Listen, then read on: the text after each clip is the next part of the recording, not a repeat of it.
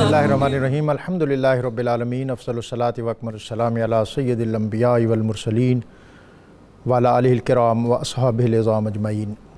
लफ्ज़ लफ्ज़ नूर और हर्फ हर्फ रोशनी से आरास्ता नूर कुरान के साथ ताहिर बुखारी आपसे मुखातिब है। नाज़रीन, आज 9 रमज़ान है और रमज़ान अल मुबारक का पहला अशरा जिसको रहमत से ताबीर किया गया है वो अपने इख्तिताम की तरफ बल्कि करीब तर होता जा रहा है। अल्लाह करे कि इस अशरे की जो रहमतें और बरकतें हैं वो हम पर हमेशा साया फिगन रहें और हमें उनसे इस्तिफ़ादे की अल्लाह ताला तौफ़ीक़ अता फ़रमाए। मियाँ मोहम्मद बख्श ने कहा था कि लोए लोए परले कुड़िए जेतुद पांडा परना, शाम पई बिन शाम में मोहम्मद कर जांदी ने डरना। अच्छे वक्त और बरकत की घड़ियाँ ज़रा सुरत से गुज़रती हैं और पता नहीं किस शायर ने कहा था कि महीने वसल के घड़ियों की मानंद उड़ते जाते हैं। और अगर अय्याम और वक्त में सख्ती आ जाए और हालात कठिन हो जाएं तो फिर वक्त रुक जाता है। और आज ये बाबरकत और ख़ूबसूरत घड़ियाँ जो अल्लाह ताला ने हमें अता की हैं, इनसे हमें इस्तिफ़ादा करना चाहिए, इसलिए कि कायनात का कोई वजूद जो है ये एक जगह पे नहीं ठहरता।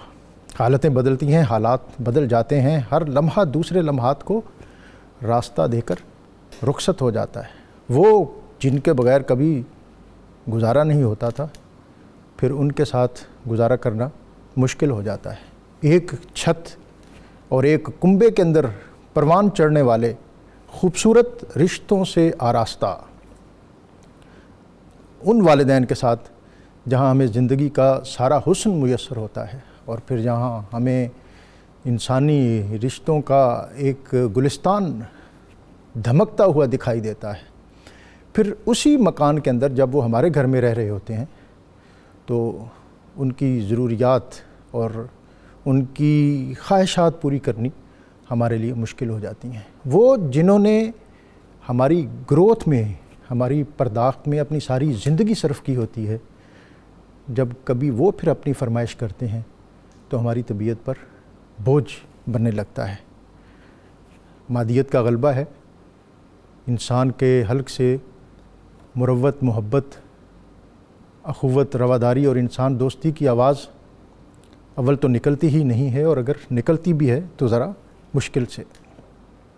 मौजूदा हालात में एक करंतीना तो वो है जो हमें मौजूदा वबा के सबब मुयस्सर है, लेकिन हम तो इससे बहुत पहले एक करंतीना में जा चुके हैं।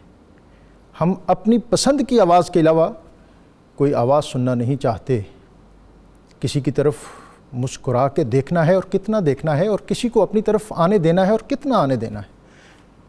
इन सारे ज़ावियों और दर्जा बंदियों को हमने अपनी ज़िंदगी में अमली तौर पर नाफिज किया हुआ है और हम किसी की तरफ मुरव्वत और मोहब्बत की नज़र उठाने से पहले कई दफ़ा सोचते हैं और देखते हैं कि इसका मुझे कितना फ़ायदा होगा। एक आइसोलेशन वो है जिसमें आज हम इस वबा के सबब जा रहे हैं, और लेकिन एक आइसोलेशन वो है जिसमें हमारी सोसाइटी गुज़िश्ता तवील अरसे से है। और मुआनका और मुसाफ़ा तो आज हमें कुछ दिक्कत और इसमें रुकावट महसूस हुई और तिब्बी माहिरीन ने इसमें हमें कुछ हिदायत दी हैं। बशीर बदर ने तो बहुत पहले कहा था कि अगर तुम लोगों से मिलोगे तो ये अजीब तर्ज़ का शहर है, यहाँ फ़ासलों से मिला करो। और ये लॉकडाउन जो है, जो जिससे आजकल हमारा वास्ता है, हमारी सोसाइटी, हमारा कल्चर और हमारा माशरा, इनसे फ़िक्री तौर पर, अमली तौर पर बहुत पहले से पहम हो चुका है, वाबस्ता हो चुका है।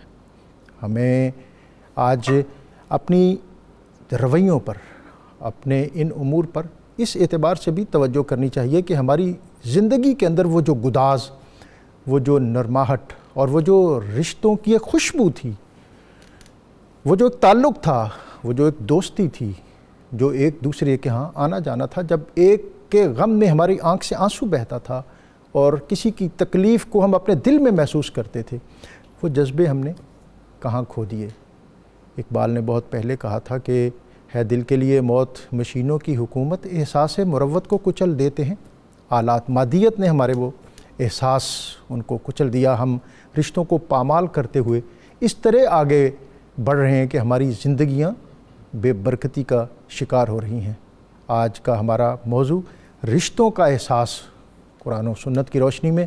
یہ ایک مسلسل موضوعاتی سلسلہ ہے جس پر ہم ان پر بات کر رہے ہیں، اور آج کا ہمارا موضوع ہوگا رشتہ داروں کے حقوق قرآن و سنت کی روشنی میں۔ وَآتَ ذَا الْقُرْبَىٰ حَقَّهُ، اور رشتہ داروں کو ان کا حق دو، اور جب تک ہم یہ حق نہیں دیں گے ہماری زندگیوں میں نور شاید نہ بھر سکے۔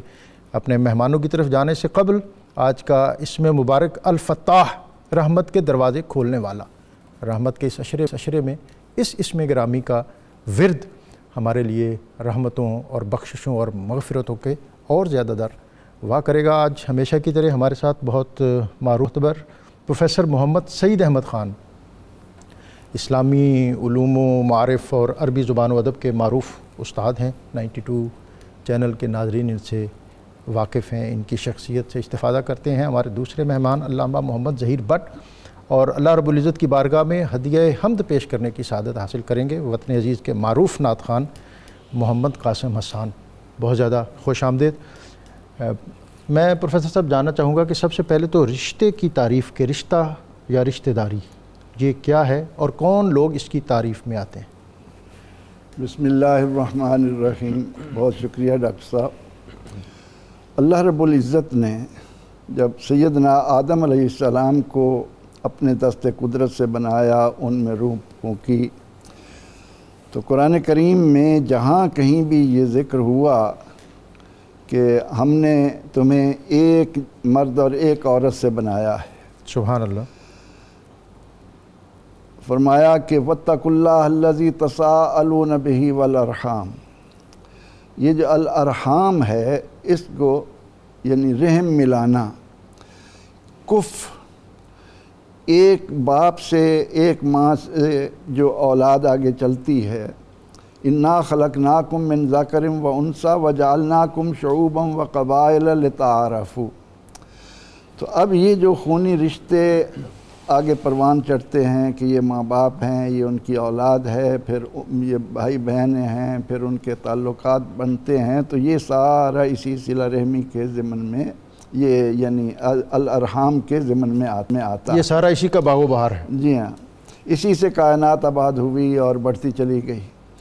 تو اب اس میں وہ جو ایک شعب ہے، قوم ہے، قبیلہ ہے، ہر ایک قبیلے بنائے گئے، تو ان قبیلوں میں کوئی چچا ہے، کوئی ماموں ہے، کوئی دادا ہے، کوئی نانا ہے، یہ سارے رشتوں کا ایک سلسلہ چلتا ہے۔ یہاں پر جو اہم بات میں عرض کرنا چاہوں گا وہ یہ ہے کہ اللہ تعالیٰ نے رمضان کو قرآن کا مہینہ قرار دیا، سبحان اللہ، اور تمام تر مشرکین کی کوشش یہ تھی کہ اس نور کو بجھایا جائے۔ یریدون لیطفئوا نور اللہ بافواہہم واللہ متم نورہ ولو کرہ الکافرون۔ اللہ تعالیٰ نے اس نور کو مکمل کیا اور ہم دنیا کی ایک معزز و محترم قوم بنے، اور ایک عرصے تک مسلمانوں نے بتایا کہ اللہ کی مخلوق کو کس طرح مل جل کر رہنا ہے۔ لیکن جو ہم اس سے ہٹتے چلے گئے اور یہ جاننے کی کوشش نہ کی کہ یہ رمضان المبارک کی آمد پر ہم قرآن سے کتنا قریب ہو رہے ہیں، اب اسی پر اکتفا کر لیا جاتا ہے کہ موقع مل گیا، اب تو خیر وہ بھی اس اکٹھے مل کر بھی نہیں کھڑے ہو سکتے۔ اللہ تعالیٰ کے گھر سے دوری کا جو ایک ہمیں تنبیہ آئی ہے، میں اس کو تنبیہ سے تعبیر کر رہا ہوں، گرفت نہیں ہے۔ پہلے بلاوا آتا تھا، ہم نہیں جاتے تھے، اب انہوں نے اس نے دروازے بند کر دیے۔ جی ہاں، گرفت تو ہوتی ہے کہ اِنَّ بَطْشَ رَبِّكَ لَشَدِيدٌ، پھر اس میں کوئی بچتا نہیں۔ یہ تنبیہ ہے کہ تم اس طرف آؤ، تو یہ ہماری خوش نصیبی ہے کہ ہم رمضان المبارک میں موجود ہیں، اور یہ قرآن کا مہینہ ہے، اور قرآن کریم نے اس صلہ رحمی کے ضمن میں، اس رشتہ داری کے ضمن میں جو ہمیں تعلیمات دی ہیں، اور نبی اکرم رحمت عالم صلی اللہ علیہ وسلم نے اپنے عمل سے اس کا جو نمونہ ہمارے سامنے رکھا، اس کو اگر اختیار کیا جائے تو تمام تر مسائل اس سے حل ہو جاتے ہیں۔ سبحان اللہ، کیونکہ اللہ تعالیٰ نے ہر قبیلے میں، ہر قوم میں امراء بھی رکھے ہیں، غرباء بھی رکھے ہیں، اور ہر قبیلے کے لوگ جو مالدار ہیں وہ قرآن و سنت کی روشنی میں اپنے عزیزوں کا، اپنے کمزور بھائیوں کا خیال رکھیں تو معاشرے کے اندر کوئی کسی قسم کی کھڑکھڑاہٹ پیدا ہو ہی نہیں سکتی۔ یقیناً۔ تو اب اللہ رب العزت نے اس ضمن میں قرآن کریم میں کہیں تو یہ فرمایا کہ لیس البر ان تولوا وجوہکم قبل المشرق والمغرب، نیکی یہ نہیں ہے کہ تم نماز پڑھتے ہوئے مشرق یا مغرب کو منہ کر رہے ہو، ولکن البر من اتقى وآتى المال على حبه ذوي القربى۔ اللہ تعالیٰ نے قرآن پاک میں کتنے مقامات پر اہل ایمان کو، اولاد آدم کو یہ حکم دیا کہ تمہارے لیے سب سے مقدم تمہارے عزیز، تمہارے اقارب ہیں۔ لیکن بد نصیبی جیسے آپ ذکر کر رہے تھے کہ ہم ہوا و ہوس کے بندے بن کر حرص کی اس دلدل میں جتنا پھنستے چلے جا رہے ہیں اتنے ہی ہمارے رشتے ختم ہو رہے ہیں۔ خود غرضی، مفاد پرستی، مال و زر کا حرص، یہ وہ چیزیں ہیں جنہوں نے رشتہ داروں کو آنکھوں سے اوجھل کر دیا ہے۔ ہر آدمی اپنے مفادات کا تحفظ کرتے ہوئے اس طرح سے چلتا ہے کہ مجھے اس سے فائدہ کیا ہونا ہے، میرے دنیاوی اغراض اس کے ساتھ کتنے وابستہ ہیں۔ اگر اپنے رشتہ داروں میں نہیں ہیں تو وہ ان کو سلام کرنے کا بھی روادار نہیں۔ اور کہا بھی یہ جاتا ہے کہ اقارب کل اقارب، یعنی یہ جو مثل ہے کہ قریبی بچھو ہیں، شریکہ کہاں پیدا ہو رہا ہے؟ ہمارے ہاں جو شریکہ کی بات کی جاتی ہے وہ کہاں، قریبی رشتہ داروں میں ہی پیدا ہو رہا ہے۔ نبی اکرم رحمت عالم صلی اللہ علیہ وسلم جلوہ فروز ہیں، اور صحابہ رضی اللہ عنہم سے آپ فرماتے ہیں کہ میری اس مجلس میں اگر کوئی قطع تعلق کرنے والا، اپنے رشتہ داروں سے دوری اختیار کرنے والا ہے تو وہ یہاں سے اٹھ کر چلا جائے۔ اللہ۔ آپ صلی اللہ علیہ وسلم کے اس ارشاد پر ایک شخص اٹھا اور تھوڑی دیر کے لیے چلا گیا، کچھ دیر کے بعد پھر وہ واپس آیا۔ حضور سید عالم صلی اللہ علیہ وسلم نے ان سے پوچھا کہ تم اٹھ کر کیوں چلے گئے تھے، کوئی اور تو نہیں گیا؟ عرض کی کہ یا رسول اللہ صلی اللہ علیہ وسلم، آپ نے جب رشتہ داری کی اہمیت مجھ پر واضح کی تو میرا فوراً ذہن اپنی خالہ کی طرف گیا کہ میری خالہ مجھ سے ناراض ہیں، تو میں نے کہا کہ میں جا کر ان کو منا آؤں، کیونکہ آقا علیہ السلام نے یہ فرما دیا تھا کہ رشتہ داری کا خیال کرنا جنت سے قریب کرتا ہے، جہنم سے دور کرتا ہے۔ میں اس پر مزید آپ سے بات کروں گا۔ علامہ صاحب، میں یہ جاننا چاہوں گا کہ یہ جو ہم سمجھتے ہیں کہ شاید یہ ہمارا ایک معاشرتی طرز عمل ہونا چاہیے، پروفیسر صاحب کی گفتگو سے یہ اندازہ ہو رہا ہے کہ یہ ایک دینی فریضہ ہے، اور عمومی طور پر ہم یہ سمجھتے ہیں کہ یہ ہماری چوائس ہے، ہم کریں تو ٹھیک، نہ کریں تو بھی ٹھیک۔ دین ہم سے کیا تقاضا کرتا ہے؟ بسم اللہ الرحمن الرحیم۔ بہت شکریہ جناب ڈاکٹر صاحب۔ آج کا موضوع انتہائی جامع بھی، اہم بھی ہے، اور ہماری اجتماعی اور انفرادی زندگیوں کے حوالے سے انتہائی مفید اور معاون موضوع ہے۔ جہاں تک رشتوں کا تعلق ہے، سب سے پہلے قرآن مجید فرقان حمید کو ہم دیکھتے ہیں۔ اللہ تبارک و تعالی نے جہاں بنی اسرائیل سے لیے ہوئے اپنے عہد کا ذکر فرمایا ہے، اس عہد کا ذکر اللہ تبارک و تعالی نے ان کلمات مبارکہ کے ساتھ فرمایا، وَإِذْ أَخَذْنَا مِيثَاقَ بَنِي إِسْرَائِيلَ لَا تَعْبُدُونَ إِلَّا اللَّهَ وَبِالْوَالِدَيْنِ إِحْسَانًا وَذِي الْقُرْبَى، یعنی بنی اسرائیل سے ہم نے یہ عہد لیا تھا کہ تم نے اللہ کی عبادت کے علاوہ اور کسی کو معبود نہیں ماننا، والدین کے ساتھ حسن سلوک کرنا ہے، اور رشتہ داروں کے ساتھ بھی تم نے حسن سلوک کرنا ہے۔ جیسا کہ ابھی ذکر کیا جا رہا ہے کہ رشتے اللہ تبارک و تعالی نے بنائے ہیں۔ کچھ رشتے تو وہ ہیں جو انسان خود اپنی مرضی سے بناتا ہے۔ دوست کسے بنایا جائے، رفیق سفر کسے منتخب کیا جائے، رفیق حیات کیسی ہو، یہ سب چیزیں وہ ہیں جو انسان کی اپنی مرضی، ثوابدید پر اور اس کی اپنی چوائس پر موقوف رکھی گئی ہیں۔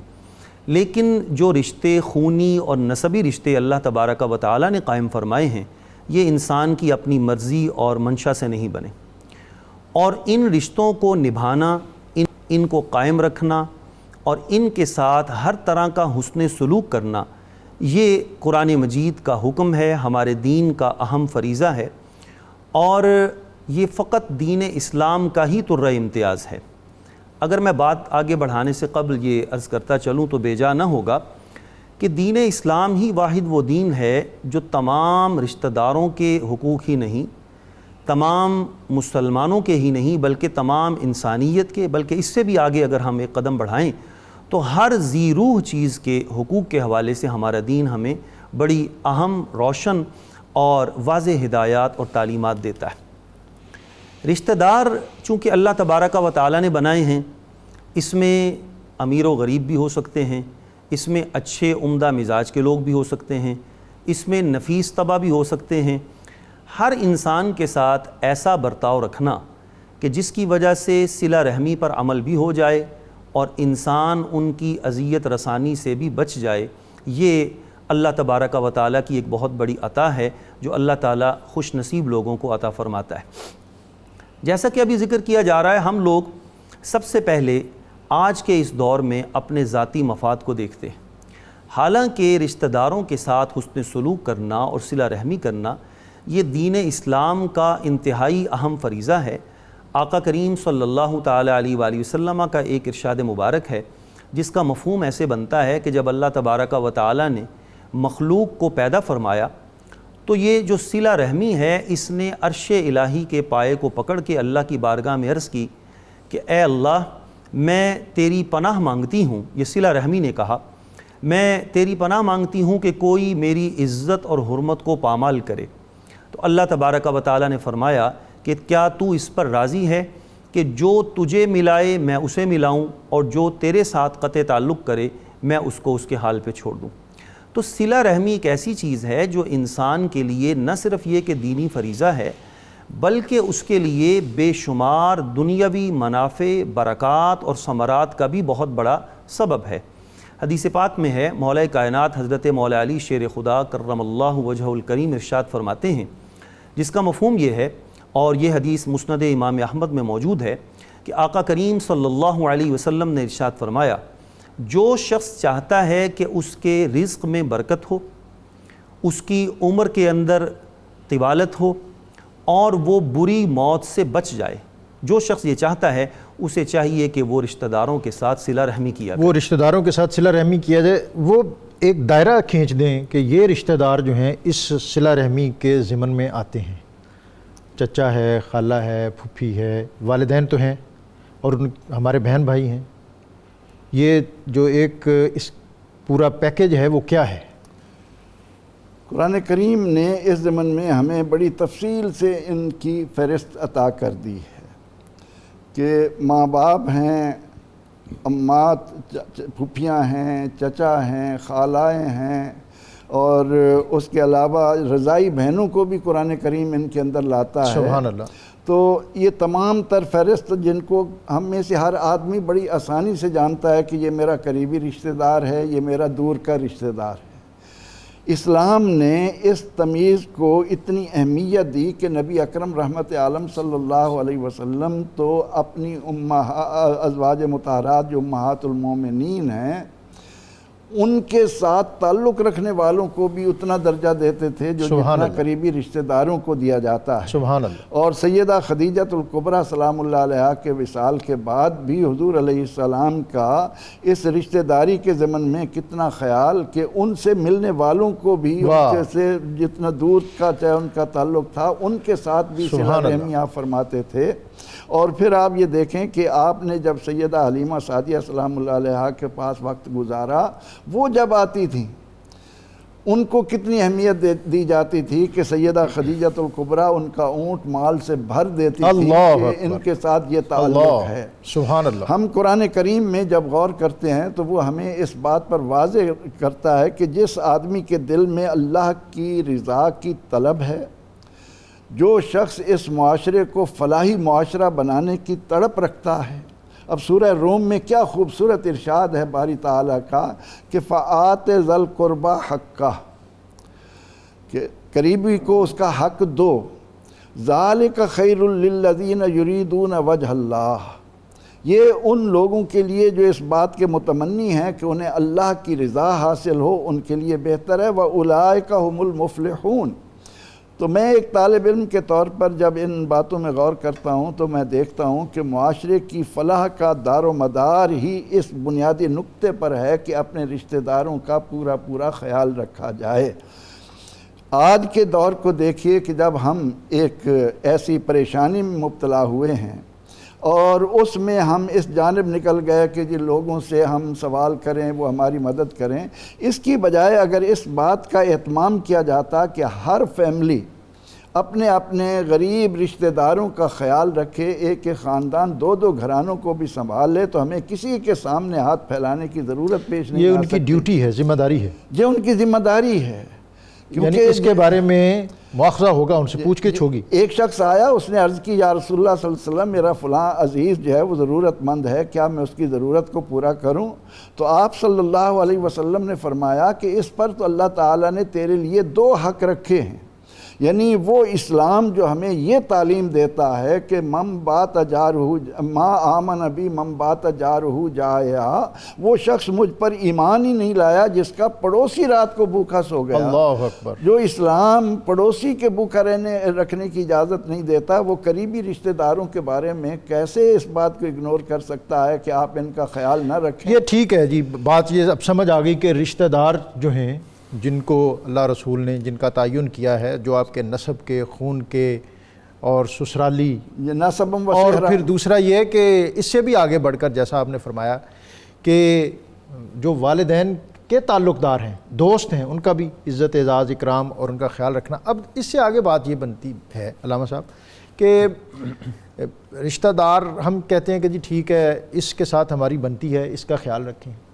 اور یہ تو ہمارے لیے ہمیشہ اذیت کا باعث ہی بنا ہے، تو ایسی صورت میں پھر ہمارا طرز عمل کیا ہونا چاہیے؟ ڈاکٹر صاحب اس سلسلے میں سب سے پہلے اگر ہم یہ دیکھیں کہ اللہ تبارک و تعالیٰ نے رشتوں کے ساتھ جو تعلق قائم رکھنا ہے اس کی بنیاد اپنی رضا اور اجر و ثواب کو رکھا ہے، دنیاوی منافع کو نہیں رکھا۔ اگر یہ بات ہمیں سمجھ میں آ جائے تو پھر کسی سے کوئی گلہ شکوہ اور شکایت باقی نہیں رہے گی۔ جیسا کہ یہ بات ابھی بتائی جا رہی ہے کہ ہم رشتوں کا لحاظ رکھتے ہوئے سب سے پہلے اپنے منافع کو دیکھتے ہیں۔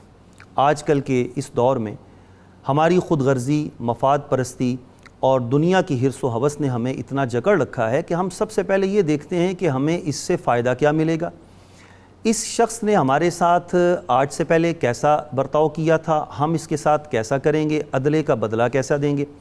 یہ ساری باتیں ایسی ہیں جو ہمیں اس اجر و ثواب سے دور لے جاتی۔ میں ایک چھوٹی سی مثال عرض کرنا چاہتا ہوں۔ ایک تو رشتہ داروں کو ان کا حق دینے کا حکم ہے قرآن پاک میں، اس کے علاوہ تحفے تحائف دینے کا بھی حکم ہے، اور اس کو محبت میں اضافے کا باعث بھی قرار دیا گیا ہے۔ ہم تحفہ کیسے دیتے ہیں؟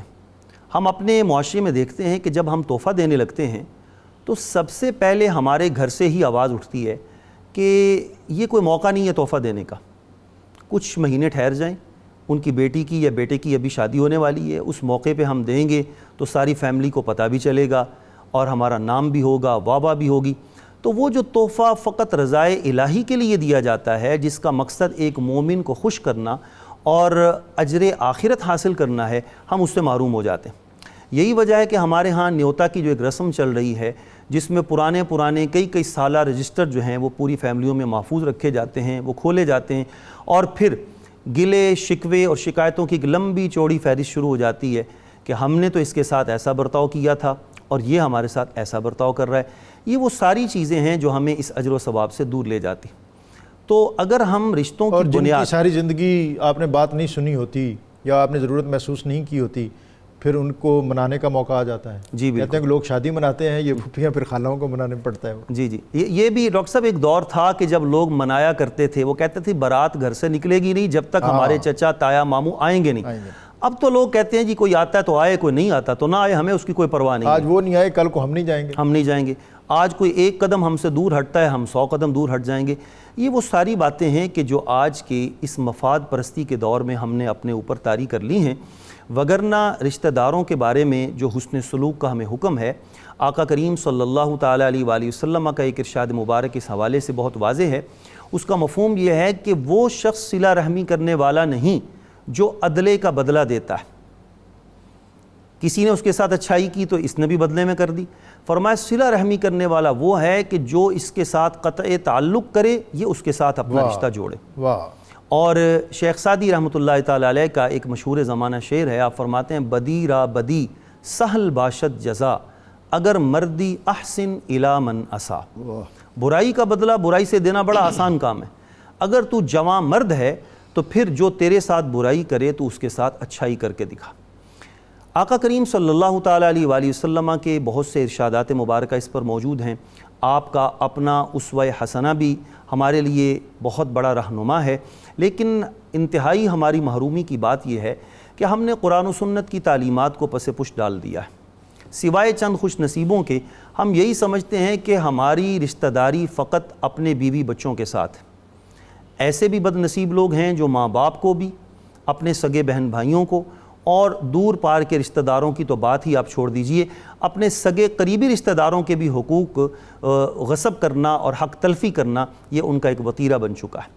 حالانکہ یہ ایک ایسی چیز ہے کہ جس کی سزا آخرت میں جو ہوگی وہ تو ہوگی ہی صحیح.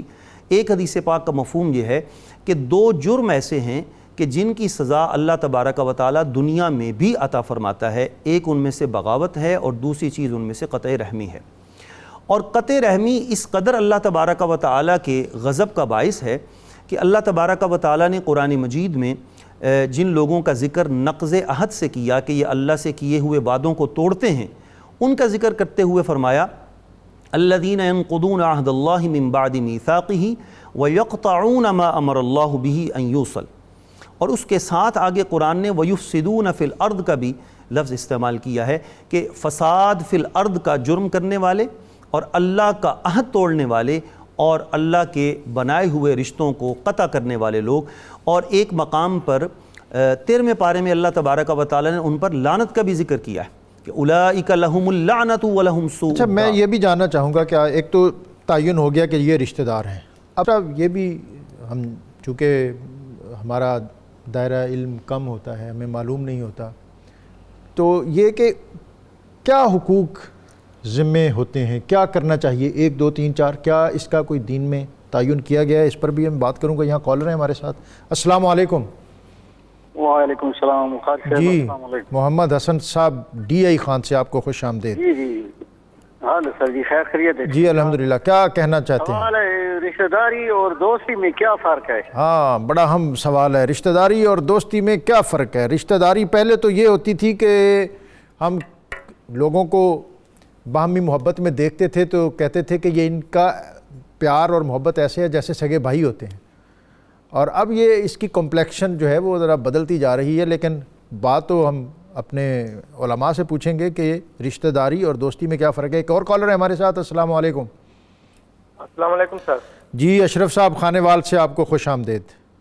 خیریت سر. سر میں یہ پوچھنا چاہتا تھا کہ اب تایا کی بیٹی ہے سر، وہ اپنے والدین کی، بھائیوں کی یا ہم سب رشتہ داروں کی مرضی کے بغیر اگر وہ رشتہ کرنا چاہتی ہے اور وہاں پر ہمارے خاندان کی بھی جو ہے نا وہ بے عزتی کا مسئلہ بن رہا ہے، تو کیا ان رشتہ داروں سے اللہ تعالیٰ کی جا سکتی ہے یا ان گھر والوں سے جو مرضی میں پھر شامل بھی ہو جائیں کہ چلے یہ جو کر رہی ہے اس کو کرنے دو؟ جی علماء سے پوچھیں گے کہ خاندان کی بیٹی، تائے کی بیٹی، وہ اپنی مرضی سے یا ان کی فیملی اس کی اپنی مرضی سے شادی کرنا چاہتی ہے، باقی جو خاندان کے یونٹ ہیں وہ اس کو پسند نہیں کرتے، اس پر ہم قطع تعلق کریں یا ہمارا کیا رویہ ہونا چاہیے؟ ایک اور کالر ہے ہمارے ساتھ. جی ملک ارشد صاحب لاہور سے، خوش آمدید آپ کو. السلام علیکم. جی وعلیکم السلام. جی ملک صاحب. اللہ رب العزت آپ کو عافیت عطا فرمائے اور آپ اپنے حفظ و امان میں رکھے.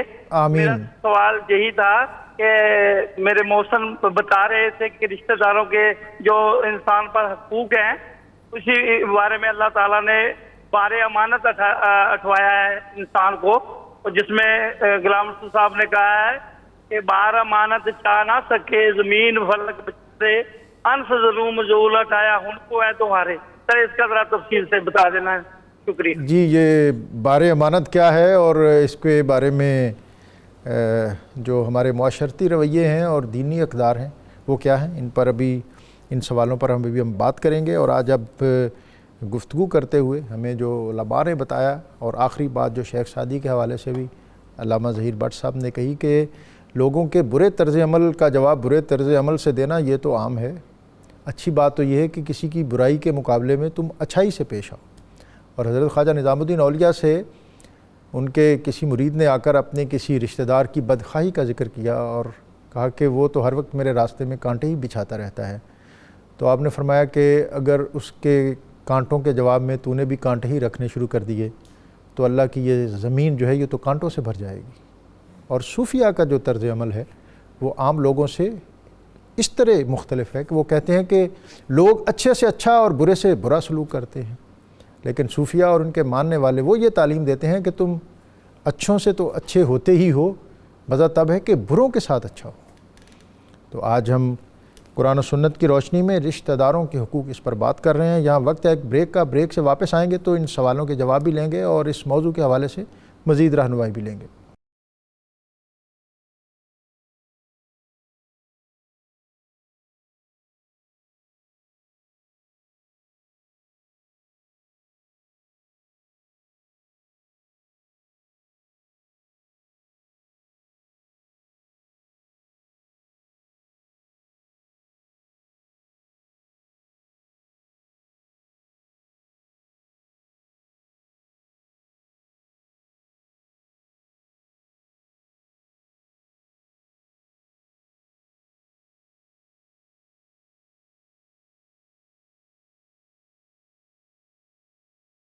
نور قرآن میں آپ کو ایک مرتبہ پھر خوش آمدید. رشتہ داروں کے حقوق قرآن و سنت کی روشنی میں اس اہم دینی اور معاشرتی موضوع پر آج ہم گفتگو کر رہے ہیں اور ہمارے اسکالر ہمیں رہنمائی عطا کر رہے ہیں کہ صلہ رحمی کیا ہے اور پھر اس کے ثمرات کیا ہیں. نبی اکرم صلی اللہ علیہ وسلم جب غار حرا سے تشریف لائے اور اس وقت آپ کی طبیعت میں جو ایک آپ پر جو کیفیت طاری تھی اس کو دیکھتے ہوئے حضرت خدیجہ الکبریٰ رضی اللہ تعالی عنہا آپ نے جن جامع اور خوبصورت الفاظ سے آپ کی تعریف کی، آپ کی ڈھارس بندھائی، فواللہ لا یحزیک اللہ ابدا، کہ اے محمد صلی اللہ علیہ وسلم اللہ تعالیٰ آپ کو کبھی ضائع نہیں کرے گا، اس لیے کہ انک لتصل الرحم وتحمل الکل وتکسب المعدوم، کہ آپ صلہ رحمی کرتے ہیں، آپ رشتہ داروں کے حقوق ادا کرتے ہیں. اور یہ وہ وقت ہے کہ جب نبی اکرم صلی اللہ علیہ وسلم پہلی وحی کے ساتھ مکہ کی وادی میں اتر رہے تھے، اور اس سے پہلے کی جو 40 سالہ آپ کی زندگی ہے اس میں آپ کا طرز عمل کیا تھا، اسلوب زیست کیا تھا، اس پر سیدہ خدیجہ الکبریٰ رضی اللہ تعالی عنہ آپ نے یہ کہہ کر مہر تصدیق ثبت کی. اور سیرت طیبہ کا یہ بہت نمایاں باب ہے کہ نبی اکرم صلی اللہ علیہ وسلم نے اپنے رشتہ دار جو تھے ان کو کس طرح ان میں محبتیں تقسیم کی.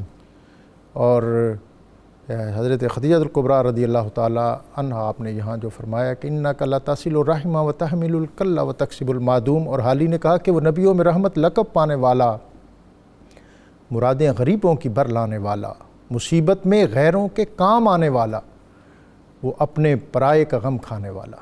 آج اس نبی رحمت صلی اللہ علیہ وسلم کے ماننے والوں کو انہی نقوش پا سے روشنی اور رہنمائی حاصل کرنی چاہیے. پروفیسر صاحب یہ سوال ہیں، اس میں کچھ ذاتی بھی ہیں اور کچھ اجتماعی بھی ہیں. میں چاہتا ہوں کہ آپ ان پر اپنی رائے دے دیں اور علامہ صاحب اپنی رائے دے دیں. کیا سوالات ہیں؟ ایک تو یہ تھا کہ ایک نے سوال کیا کہ فیملی میں بیٹی ہے، وہ اس کا کہیں رشتہ ان کے خاندان یا اس گھر والے کہیں کر رہے ہیں، خاندان کے دوسرے افراد اس سے مطمئن نہیں ہیں یا اتفاق نہیں کرتے، ایسی صورت میں ہمارا رویہ کیا ہونا چاہیے؟ اس بات کا ہمیں ہر حال میں خیال رکھنا ہے کہ اللہ تعالیٰ نے ہر فرد کو انفرادی طور پر جو اختیارات دیے ہیں انہیں غصب کرنے کا حق کسی کو نہیں دیا جا سکتا. اب پسند ناپسند شادی کے ضمن میں ہماری نہیں ہونی چاہیے. ہم بحیثیت والدین اپنی ذمہ داریاں اگر پورے کرنے والے ہوں تو یہ مسائل پیدا ہی نہ ہوں. ہماری زندگی میں مسائل اس طرح پیدا ہوتے ہیں کہ ہم اپنی اولاد کی اس انداز سے دیکھ بھال نہیں کر پاتے جو ہمیں قرآن و سنت نے رہنمائی دی ہے. جب ہم نے تربیت کا وہ نظام ہی پس پشت ڈال دیا تو اس ضمن میں بہت ساری ایسی باتیں ہمارے پاس آتے ہیں لوگ مسائل لے کر. تو میں سب سے پہلے والد سے یہی سوال کرتا ہوں کہ کیا آپ نے اپنی بیٹی کو سیدہ فاطمہ الزہرا رضی اللہ عنہ کی سیرت کی طرف متوجہ کیا؟ آج جس طرح ہر آدمی خود غرضی کے ایک سمندر میں ڈوبا ہوا ہے، کچھ پتہ نہیں کہ میرا چھوٹا بچہ اس کے ہاتھ میں موبائل ہے وہ کیا دیکھ رہا ہے، میری بیٹی گھر سے نکلی ہے وہ کہاں کہاں جا رہی ہے۔ جب ہم ان چیزوں کی طرف نہیں دیکھتے اور ہر آدمی اپنے طور پر ہے، تو اس وقت اگر کوئی آدمی اپنی بیٹی کا رشتہ کسی ایسی جگہ پر کرتا ہے تو دوسرے رشتہ داروں کو اس پر ناراض ہونے کی بجائے صلح کی طرف آنی چاہیے، کیونکہ اس زندگی میں تجربے کی بنیاد پر میں یہ کہہ سکتا ہوں کہ ہماری تمام تر معاشرتی فساد کی بنیاد رشتوں کو پس پشت ڈالنا ہے۔ کیا آج اس بات پر تو ہمیں احساس ہو رہا ہے کہ فلاں شخص اپنی بیٹی کی شادی اپنی مرضی سے کر رہا ہے؟ کیا اس سے پہلے ہم نے یہ بھی دیکھا کہ اس کو کسی چیز کی ضرورت تھی، یہ بیمار تھا، ہم اس کی بیمار پرسی کے لیے گئے، یہ ضرورت مند تھا، ہم نے اس کی ضرورت کا خیال رکھا؟ کیا ہم نے اس کو اپنے مشوروں میں پہلے شامل کیا؟ ان باتوں کی نہیں توجہ کی جاتی، اور جب کوئی ایسا مسئلہ آتا ہے تو اس کو اناق کا مسئلہ بنا کر ہم فسادات کو شروع کر دیتے ہیں۔ علامہ صاحب یہ کوشچن یہ آیا تھا کہ رشتے اور دوستی میں کیا فرق ہے؟ ڈاکٹر صاحب جیسا کہ یہ بات پہلے بھی میں عرض کر چکا ہوں کہ دوستی وہ چیز ہے جو انسان اپنی مرضی سے جس کا انتخاب کرتا ہے۔ رشتے خالق کائنات نے بنائے ہیں، دوست بھی اگر اچھا مل جائے اور دوستی کے معیار پہ پورا اترے تو پھر یقیناً دوست کے ساتھ بھی حسن سلوک ہونا چاہیے۔ آقا کریم صلی اللہ علیہ وآلہ وسلم کا ارشاد مبارک ہے، المرء علی دین خلیلہ، انسان اسی دین پر ہوتا ہے جو اس کے دوست کا دین ہوتا ہے۔ فَلْيَنظُرْ أَحَدُكُمْ مَنْ يُخَالِلْ أو كما قال علیہ السلام، تو تمہیں دیکھنا چاہیے کہ تم کس کو اپنا دوست بنا رہے ہو۔ تو دوست اگر سیدنا ابوبکر صدیق رضی اللہ تعالی عنہ جیسا ہو، ان کا غلام ہو، تو یقیناً اس کے بھی بہت سارے حقوق ہیں، لیکن جو رشتہ دار ہیں یہ چونکہ اللہ تبارک و تعالی نے بنائے ہیں۔ اچھا، اختتامی جو اس کا مرحلہ ہے اس میں یہ ضرور جاننا چاہوں گا، ہم بالعموم مرض کا جو اس کی تشخیص ہے وہ کر لیتے ہیں، لیکن اس کے علاج تک پہنچتے پہنچتے تھوڑا تھک جاتے ہیں۔ یہ یہاں تک کی جو باتیں ہیں ہم اپنے خطبات میں بھی بتاتے ہیں۔ اب جیسا ابتدا میں آپ نے ذکر کیا کہ نبی اکرم صلی اللہ علیہ وسلم کی مجلس سے ایک شخص گیا اور پھر اس نے ازالہ کیا، تو میں یہ چاہوں گا کہ یہ جھگڑے جو آج یہ ہر گھر کی کہانی ہے، ہر خاندان کی کہانی ہے، رشتہ داروں کو نظر انداز کیا جاتا ہے، شادی بیاہ کے موقع پر ان سے جو سلوک کیا جاتا ہے وہ بھی کسی سے ڈکا چھپا نہیں ہے۔ ان جھگڑوں کو ختم کرنے کا اسلامی اسلوب اور طریقہ اور اسوہ رسول صلی اللہ علیہ وسلم وہ کیا ہے، یہ میں سوال جو ہے رہنمائی کے لیے آپ دونوں اسکالرز کے آگے رکھتا ہوں۔ اللہ رب العزت نے قرآن کریم میں اچھے لوگوں کی تعریف ان الفاظ میں فرمائی کہ اذا ما غاضبوا ہم یغفرون، یہ جب غصے کی حالت میں ہوتے ہیں تو پھر درگزر کی راہ اختیار کرتے ہیں۔ واہ، سرور دو جہاں صلی اللہ علیہ وسلم نے فرمایا یہ مشکل کام بتا رہے ہیں آپ ذرا۔ لیس الشدید بالسرعہ، پہلوان وہ نہیں ہے جو کسی کو اٹھا کر پچھاڑ دے، سبحان اللہ، بلکہ پہلوان وہ ہے جو غضب کے وقت، غصے کے وقت اپنے آپ پر قابو پائے۔ سبحان اللہ۔ تو ایک تو یہ ہے کہ معافی اور درگزر کا یہ راستہ اگر ہم اختیار کر لیں، پھر یہ کہ نبی اکرم رحمت عالم صلی اللہ علیہ وسلم سے جب ایک شخص آ کر یہ عرض کرتا ہے کہ یا رسول اللہ صلی اللہ علیہ وسلم، میرے جتنے رشتہ دار ہیں وہ میرے ساتھ بہت ہی برا سلوک کرتے ہیں، میں ان کے ساتھ اچھا سلوک کرنے کی کوشش کرتا ہوں، وہ اسے میری کمزوری سمجھ کر اور زیادہ مجھے تکلیف دیتے ہیں، تو کیا میں بھی ان کے جواب میں وہ رویہ اختیار کروں؟ تو آپ نے فرمایا کہ جب تم یہ کرتے رہتے ہو اللہ کی طرف سے ایک مددگار تمہاری پشت پر رہتا ہے۔ واہ، کہ نبی اکرم رحمت عالم صلی اللہ علیہ وسلم نے جو یہ فرمایا کہ یہ عمر میں برکت لاتا ہے اور اس سے معاش کے دائرے وسیع ہوتے ہیں، رزق وسیع ہوتا ہے، تو ابن مزاحم ایک مفسر ہیں، انہوں نے ایک بڑی خوبصورت بات کی، اگر ہمارے سننے والے توجہ فرمائیں، کہ وہ کہتے ہیں کہ قرآن کریم میں ہے کہ یمحو اللہ ما یشاء و یثبت، اللہ کے پاس کتاب ہے، جسے چاہے باقی رکھے جسے چاہے مٹا دے۔ تو وہ کہتے ہیں کہ بعض اوقات ایسا ہوتا ہے کہ ایک آدمی کی زندگی کے 3 دن باقی رہ گئے ہوتے ہیں اور وہ اس دوران اپنے رشتہ داروں کو مناتا ہے، ان کے ساتھ حسن سلوک سے پیش آتا ہے، تو اللہ تعالیٰ 3 دن کو 30 سال میں بدل دیتا ہے۔ اللہ، اور اسی طرح ایک آدمی کے 30 سال رہ رہے ہوتے ہیں، لیکن جب وہ رشتہ داروں کو دکھ دیتا ہے تو اس کی وجہ سے وہ 3 دن کر دیے جاتے ہیں، تو ہمیں اس بات کو اگر دل کی گہرائیوں سے کہ کتنے اہم شخصیت ہے اسلام کی، مشکل وقت آیا وہ ایک عزیز کی مدد کیا کرتے تھے تو انہوں نے اس پر روک دی۔ اللہ رب العزت نے قرآن کریم میں فرمایا وَلَا يَأْتَلِ أُولِو الْفَضْلِ مِنْكُمْ واہ وَالسَّعَةِ۔ واہ واہ واہ واہ، آسمانوں پر اس کا نوٹس لیا گیا ہے۔ جی علامہ صاحب، یہی بات ایک بات تو وہی جیسے کہ قبلہ پروفیسر صاحب فرما رہے ہیں، بہت اچھی بات ہے کہ ہمیں اس کے فوائد اور ثمرات پر نظر رکھنی چاہیے، وقتی اپنے فوائد اور ذاتی خواہشات کو بالائے طاق رکھتے ہوئے۔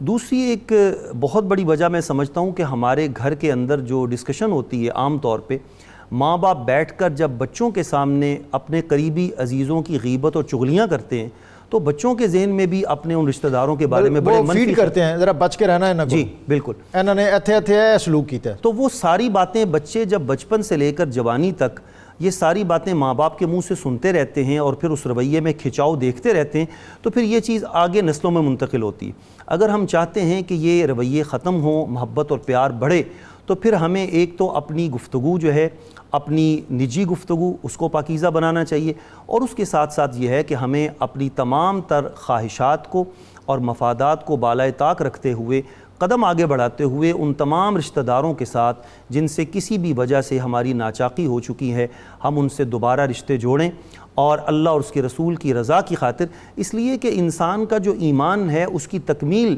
آقا کریم صلی اللہ علیہ وآلہ وسلم کے ایک ارشاد مبارک کا مفہوم یہ ہے کہ من اعطى للہ ومنع للہ واحب للہ وابغض للہ فقد استکمل ایمان، او کما قال، کہ جو اللہ کے لیے دے اور اللہ ہی کے لیے روکے اور اللہ ہی کے لیے محبت کرے اور اللہ ہی کے لیے کسی سے نفرت رکھے، اس شخص کا ایمان مکمل ہو جاتا ہے۔ اگر رشتہ داروں سے کوئی تکلیف پہنچتی بھی ہے تو انسان اللہ کی رضا کے لیے اسے برداشت کرے۔ اس کے لیے سب سے بنیادی عنصر جو ہے وہ ہے تحمل، جو آج ہمارے معاشرے سے انقا ہوتا چلا جا رہا ہے۔ تحمل اور برداشت جس قدر ہوگا، عفو و درگزر جس قدر ہوگا، اسی قدر یہ صلہ رحمی جو ہے وہ پروان چڑھے گی، اور ہمارے معاشرے کے اندر آپ دیکھیں گے کہ جنت کا ایک نمونہ اور مثالی نمونہ ہمیں دکھائی دے گا۔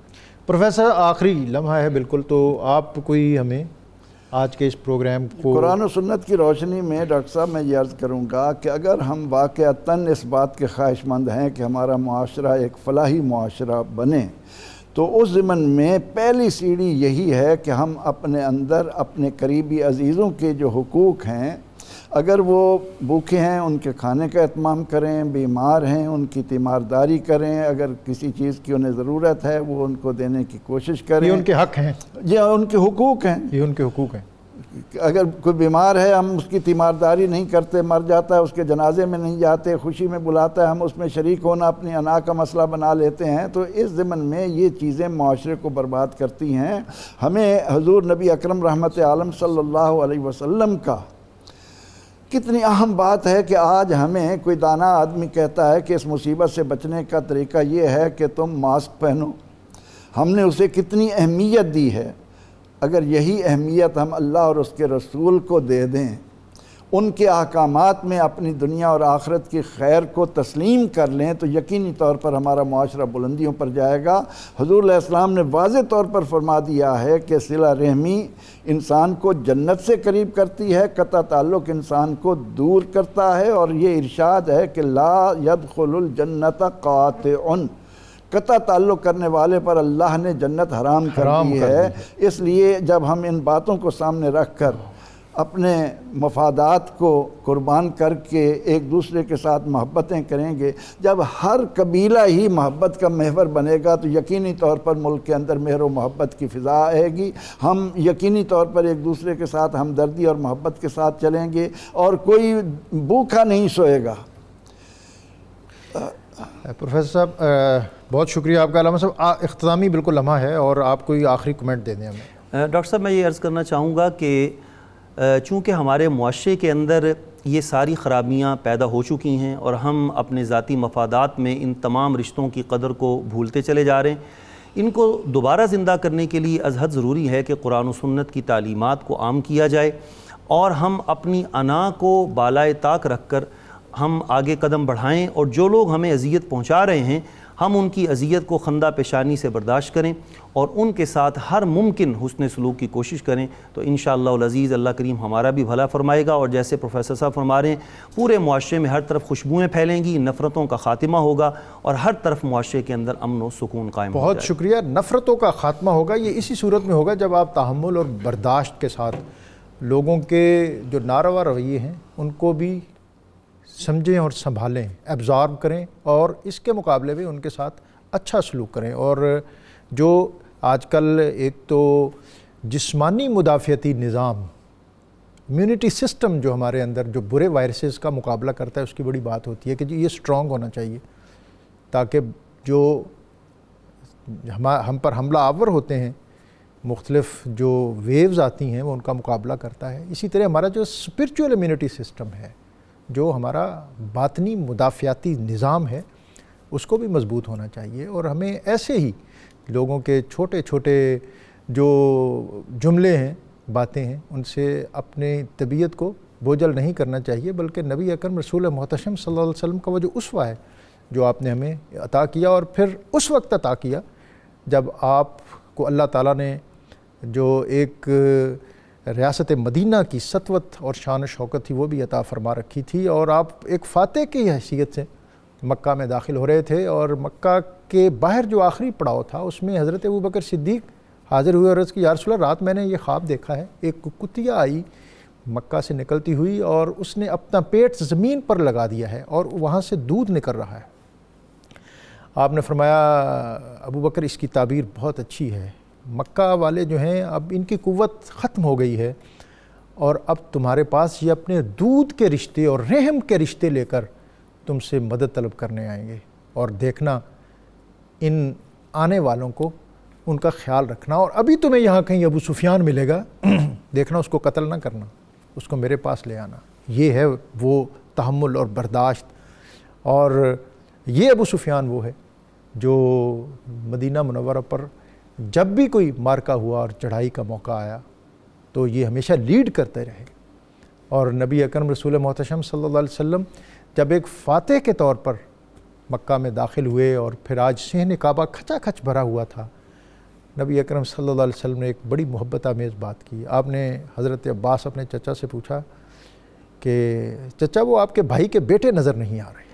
اللہ اکبر، یہ وہ ابو لہب ہیں جس کی تکذیب میں جس کا محاکمہ عرش اعلیٰ پر ہوا اور پوری صورت نازل ہوئی، تبت یدا ابی لہب وتب۔ تو حضرت عباس نے کہا کہ یا رسول اللہ اس خاندان نے، اس فیملی نے جو سلوک کیا وہ ساری دنیا پہ یہاں ہے، وہ چھپ گئے ہیں۔ آپ نے فرمایا ان کو لے آؤ۔ حضرت عباس اپنی اونٹنی پر گئے اور عتبہ اور اس کے ساتھ اس کا جو چھوٹا بھائی تھے یہ ابو لہب، ان کو لے کے آئے۔ نبی اکرم صلی اللہ علیہ وسلم نے ان کو معاف کیا، اور پھر ایک روایت یہ ہے کہ آپ نے ان دونوں کو اپنے ہاتھوں میں لیا اور ملتزم تک گئے، باب کعبہ تک گئے، اس کے دروازے تک گئے، اور واپس آئے تو آپ کے چہرے پر بڑی خوشی اور مسرت تھی۔ تو حضرت عباس کہتے ہیں کہ میں نے پوچھا یا رسول اللہ چہرے پر جو خوشی پیدا ہوئی ہے اس کا وجہ؟ تو آپ نے فرمایا میں نے اپنے اس چچا کے بیٹوں کے لیے، اپنے ان چچا زاد بھائیوں کے لیے اللہ تعالیٰ سے رحمت اور مغفرت طلب کی، جو کہ اللہ تعالیٰ نے قبول فرمائی ہے۔ یہ رشتوں کو آپ صلی اللہ علیہ وسلم نے کس طرح نبھایا، یہ اسلوب اور یہ طریقہ ہمیں اسوہ رسول صلی اللہ علیہ وسلم، سیرت طیبہ اور قرآن و حدیث اس سے اسی وقت ملے گا جب ہم اس کے ساتھ اپنا تعلق مضبوط کریں گے۔ ماہ رمضان المبارک کے ان ایام میں قرآن پاک کو پڑھیں، اور اس کے ساتھ سیرت طیبہ اس کی کوئی ایک کتاب اپنے گھر میں رکھیں، اور اس کے چند عراق جو ہیں ان کو بھی ضرور پڑھا کریں۔ میں اپنے مہمانوں کا شکریہ ادا کرتے ہوئے پروفیسر محمد سعید احمد خان اور علامہ محمد ظہیر بٹ صاحب، ان کا شکریہ ادا کرتے ہوئے محمد قاسم حسان، ان کی طرف حمد باری کے لیے جاؤں گا۔ اور اس سے قبل آج کا وظیفہ اسی موضوع سے متعلق ہے کہ کوئی ناراض ہو تو اس ناراضگی کو کس طرح ختم کیا جائے۔ یہ سورہ اعراف کی آیت نمبر 56، ان رحمت اللہ قریب من المحسنین، کہ اگر کسی شخص کی اپنے اہل و عیال اور دوستوں کے ساتھ کسی بات پر ناراضگی ہو جائے تو 21 دن تک عشاء کی نماز کے بعد اس کو روزانہ 500 مرتبہ پڑھا جائے، انشاءاللہ ہر طرف رحمت اور صلح کے آثار جو ہیں وہ پیدا ہو جائیں گے۔ مہمانوں کے شکریہ کے ساتھ میں درخواست کرتا ہوں محمد قاسم حسان صاحب سے۔ مجھے تو بندہ بنا لے اپنا،